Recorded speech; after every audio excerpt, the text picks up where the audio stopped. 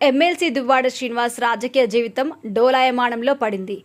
ఆయన రాజకీయ జీవితానికి ఫుల్ స్టాప్ పడేలా ఉంది. ఇటీవల వైఎస్ఆర్ కాంగ్రెస్ పార్టీ నుంచి దువ్వాడ శ్రీనివాస్ను సస్పెండ్ చేసిన విషయం తెలిసిందే.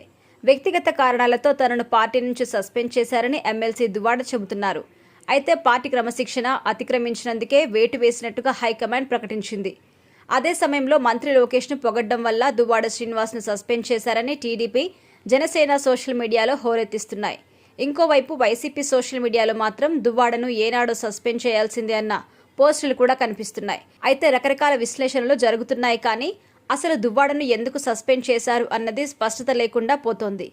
వాస్తవానికి దువ్వాడపై ఎప్పుడో సస్పెన్షన్ విధించాల్సి ఉన్నా ఆయన వైఖరి మారుతుందేమో అన్న ఆలోచనతో ఇన్నాళ్ళు హైకమాండ్ వేచి ఉన్నట్టుగా తెలుస్తోంది.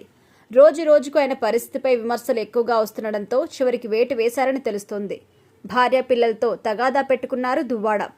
ప్రేయసీ మాదిరితో చట్టాపట్టాలేసుకుని తిరుగుతున్నారు. రోజు రోజుకు వారు స్వేచ్ఛగా వ్యవహరిస్తున్నారు.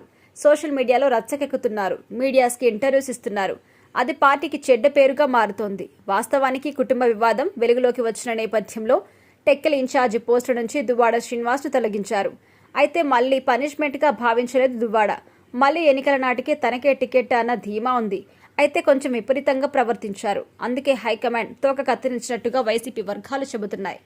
మరోవైపు టెక్కలి నియోజకవర్గంలో సైతం దివ్వేల మాదిరి తలదూచినట్టుగా ఆరోపణ కూడా ఉంది.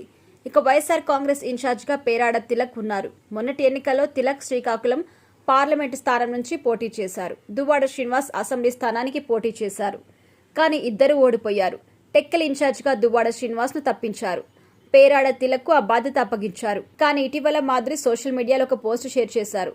పుష్ప డైలాగ్ గుర్తు చేస్తూ దమ్ముంటే తెచ్చుకోరా టికెట్టు, తెచ్చుకుంటే వదిలేస్తే పోస్టింగు అంటూ పెట్టిన social media post YSR Congress పార్టీలో చర్చకు దారితీసింది.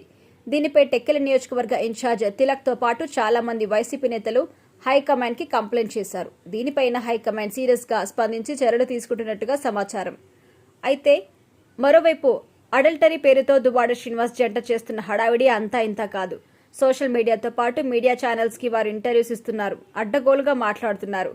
అయితే ఇది మహిళల విషయంలో ఇబ్బందికరంగా ఉందని వైఎస్ఆర్ కాంగ్రెస్ పార్టీకి చెందిన మహిళా నేతలు జగన్మోహన్ రెడ్డికి ఫిర్యాదు చేశారు.